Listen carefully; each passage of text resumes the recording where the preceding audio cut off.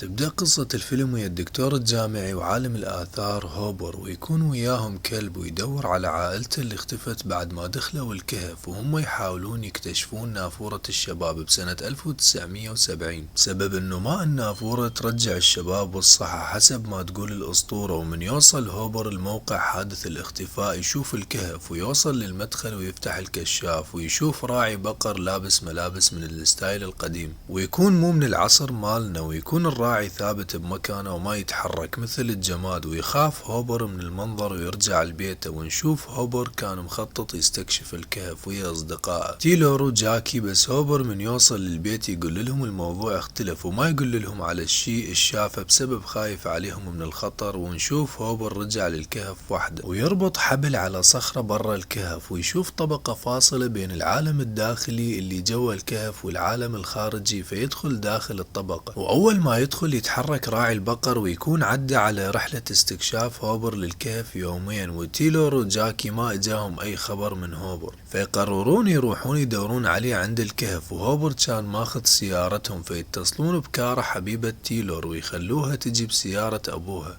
وتكون كارا جايبة أختها فيبس، لأن فيبس عندها مشروع بالمدرسة، وجايبين فير صديق فيبس بالمدرسة. ويوصلون المجموعة للموقع اللي هوبر قال لهم عليه، ويشوفون سيارة أهل هوبر، ونكتشف إنه هوبر سوى كل هذا على مود يلقى أهله، وقايل لهم إنه يريد يلقى ناس مفقودين من السبعينات. وشافوا حبل قديم داخل الكهف، فيمشون ورا الحبل ويشوفون الحبل مقطوع من جوا، فعبالهم هذا الحبل مو مال هوبر لأن شكله قديم، وهوبر مختفي صار ليومين بس. فيقررون المجموعة يدخلون للكهف ويعوفون فير برا لحد ما يصحى لأن يخاف ينزل وياهم. وتكتشف كارا الطبقة اللي شافها هوبر قبل يومين، وتقول الهواء والجو داخل الكهف يختلف عن الخارج، ويقررون يدخلون. وبنفس الوقت نشوف هوبر يمشي ورا راعي البقر ويحس اكو شي غلط دا يصير، ويشوف ضوء يشتغل ويطفى، وفجأة يسمع صوت صراخ فيهرب بأقصى سرعة عنده. ونشوف هوبر دخل للكهف قبل 5 دقائق، ومن طلع يشوف الجو صار ليل والبيئة اللي هو بيها مختلفة. ومن يروح لسيارته يشوف النباتات داخل السيارة، ويكون هوبر مثل اللي عدى عليه عشرات السنين داخل الكهف. ويشوف هوبر سيارة كارا وجنطة جاكي، فيقرر هوبر يرجع مرة ثانية للكهف. ونشوف المجموعة يستكشفون الكهف، فيسمعون صوت الصراخ فيخافون البنات ويقررون يطلعون برا الكهف. وتقرر جاكي تطلع فتصعد بالحبل، بس الحبل ينقطع وتوقع جاكي وينصاب تايلور لأن حاول ينقذها، ويسحب تايلور الحبل الثاني بس نشوفه هو هم مقطوع. فعبالهم المجموعة فير يشاقه وياهم، وهو اللي قطع الحبل، وحاولوا يتواصلون ويا فير عبر اللاسلكي اللي وياهم بس ما يرد عليهم. فنسمع صوت تشويش من اللاسلكي ويسمعون صوت استغاثة، فعبالهم هذا فير، فيكون ما عندهم حل ثاني ويعوفون جاكي وحدها لأن ما تقدر تمشي. وتوصل المجموعة للناحية الثانية من الكهف ويشوفون حبل مقطوع، يتفاجئون من يشوفون جثة فير ورقبته مكسورة، ويلقون كاميرا فير يم الجثة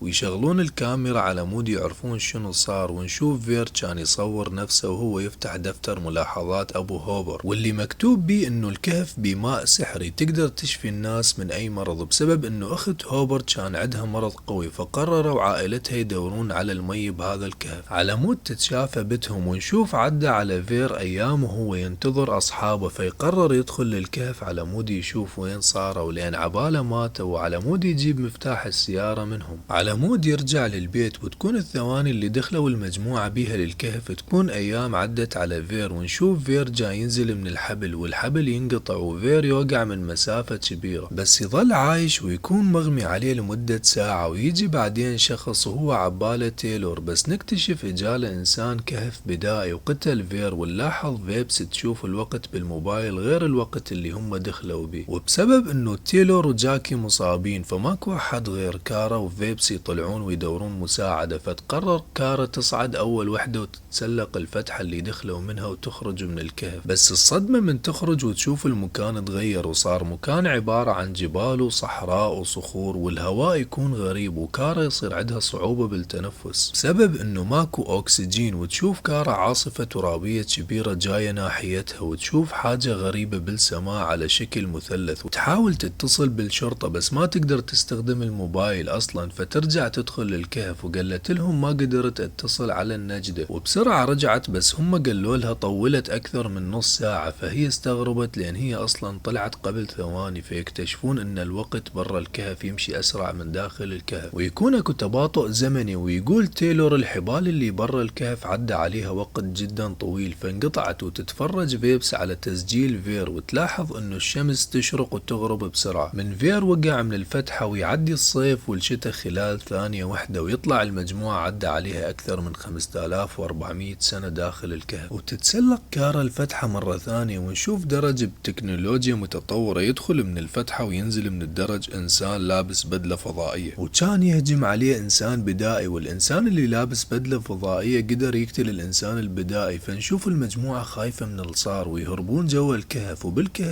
وبالكهف نشوف جثة راعي البقر وأهل هوبر مقتولين، وفجأة يظهرون 3 بدائيين اللي هم نفسهم اللي قتلوا عائلة هوبر. فيقرر تايلور يهاجم واحد منهم، بس نشوف ان هم هجموا عليه وقتلوه بوحشية، فيخافون البنات ويهربون للاتجاه الثاني من الكهف. وكارا ترجع مرة ثانية للكهف وتشوف تايلور ميت، وتبقى تبكي عليه لأن هو حبيبها. ويظهر الإنسان اللي لابس بدلة فضائية ويشيل جثة تايلور ويحطها بمي الكهف، وتصير حاجة سحرية ويرجع تايلور للحياة مرة ثانية. ويرجعون البدائيين يهاجمون الفضائي ويشيلون الخوذة منه، فيتعرض الفضائي للهواء وما يقدر يتنفس، بس قدر يقتل البدائيين قبل ما يموت. ونشوفه يحتضر ويراوي المجموعة فيديوهات الوسائل الإعلام كانوا يحجون على اختفاء المجموعة، ويطلع انه البشر عافوا الأرض وراحوا الكوكب ثاني على مود البشرية ما تنقرض بسبب الأرض صارت غير صالحة للحياة. فيستوعبون المجموعة ماكو طريقة للخروج، يا يبقون بالكهف أو يسافرون للكوكب اللي بيه البشر. ويشوف تايلور هوبر مصاب وواقع بالقاع، واكو طبقة فاصلة بيناتهم، ونشوف من الناحية الثانية من الطبقة أخت هوبر المفقودة من السبعينيات، ونشوف عالم من غير أزمان وفترات زمنية، ويكونون متجمدين وهم يتعاركون على نافورة الشباب. ويشرح هوبر اللي هو استنتجه اللي هو الكهف عبارة عن نظام زمني الغرض منه حماية النافورة، ويكون كل طبقة السرعة الزمنية الخاصة به، ويكون الطبقة العميقة من الكهف يتحرك الوقت ببطء أكثر من الطبقة اللي المجموعة قاعدين بيها. وتستخدم المجموعة المي السحري ويعالجون جاك ويحطون جثة فير بيها ويرجع للحياة. وفجأة نشوف إنسان بدائي يدخل عليهم ويهاجمهم، وبسبب إنه ماكو مكان يروحون بيه فيقررون يصعدون للدرج اللي الفضائي نزل منه ويهربون، ويطلعون للفتحة ويشوفون طبقة فاصلة بين المي. فتحاول كارا تخترق الفتحة وتدخل، بس نشوف مخلوقات غريبة يلزموها، ويكونون عبارة عن بشر بعد تطور أجسامهم عبر العصور، ويلبسون كارا قناع على مود تقدر تتنفس. وبعد فترة ترجع كارا مرة ثانية للكهف وتكون لابسة بدلة فضائية وعندها حبل مصنوع بتكنولوجيا عالية من المستقبل، وتطلع المجموعة وتطلع هوبر وأهله. وبالنهاية الكل يخرجون وهم عايشين ويكونون على سفينة فضائية، والسفينة متجهة للكوكب اللي البشر عايشين بيه حاليا. ولهنا تكون نهاية الفيلم. لا تنسى الاشتراك بالقناة والإعجاب وتفعيل زر الجرس.